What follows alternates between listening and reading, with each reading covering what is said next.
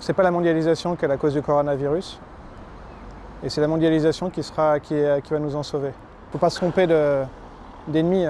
Je pense qu'il faut mieux de mondialisation et pas moins de mondialisation.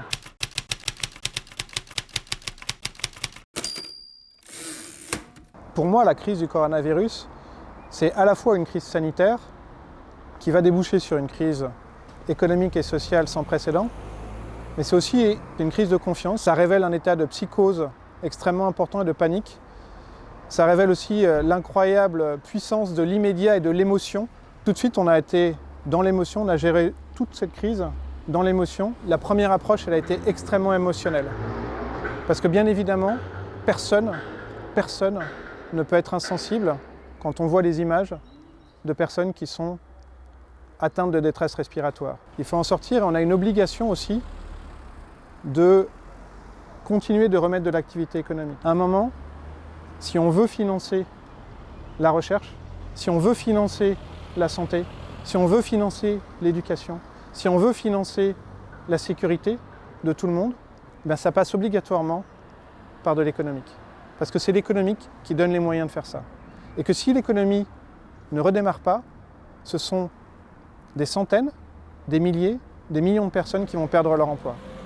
Et derrière, les conséquences sanitaires et sociales de cette crise économique seront beaucoup plus importantes que les conséquences immédiates de la crise sanitaire.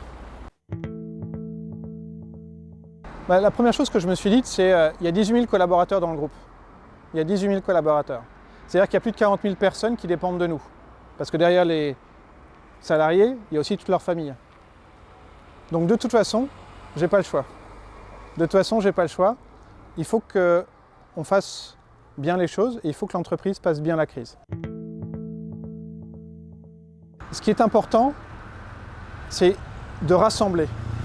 Et il faut arrêter d'opposer. Et je pense que la meilleure façon de rassembler, c'est de faire en sorte d'aligner les intérêts. Pour aligner les intérêts, il faut que les salariés deviennent de plus en plus actionnaires de leur entreprise.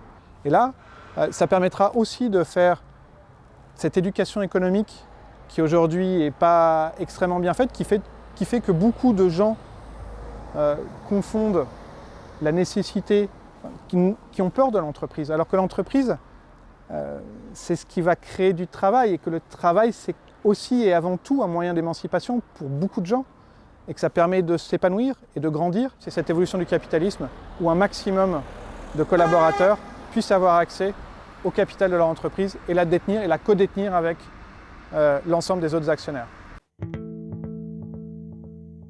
Il peut y avoir un intérêt à relocaliser certaines productions qui sont stratégiques. Par contre, il faut faire très attention. Si on relocalise toutes les productions, derrière, les pays en voie de développement qui vivent aussi de cet export, ils vont faire comment? Comment est-ce qu'on va faire avec le Maroc, dans lequel on a des centres d'appel, dans lequel on a des productions automobiles, dans lequel il y a de la production textile, etc. Demain, si on dit toute la production automobile qui était faite au Maroc, elle revient en France. Tous les centres d'appel qui étaient externalisés au Maroc, qui reviennent en France. Toute la production textile qui était au Maroc, elle revient en France. Et là, on va se retrouver avec une situation internationale explosive. La fermeture des frontières, ce n'est pas une solution. Cette pression migratoire, si on ferme notre économie à l'Afrique, notamment, il va se passer quoi? Donc on ne peut pas juste se dire, allez hop, on ferme et on fait Make France Back Again ou je sais pas quoi. On peut pas faire ça. On ne peut pas juste se dire, on va se préoccuper. Et se préoccuper du monde, c'est se préoccuper de la France. Mettre des droits de douane basés sur l'écologie, sur l'inclusion écologique et l'inclusion sociale des produits, ça pourrait avoir du sens. Je souhaite collectivement que l'on soit plus heureux et qu'on vive ensemble bien. Comment est-ce que je peux vivre mieux? Est-ce que c'est obligatoirement une société de l'avoir, du matériel, avec une volonté de toujours en avoir plus ou même d'en avoir mieux? Ou est-ce que ça peut devenir une société de l'être, des services, pour une meilleure qualité de vie? Qu'est-ce que je vais faire pour avoir une meilleure qualité de vie? Et la France, elle a de nombreux atouts là-dessus.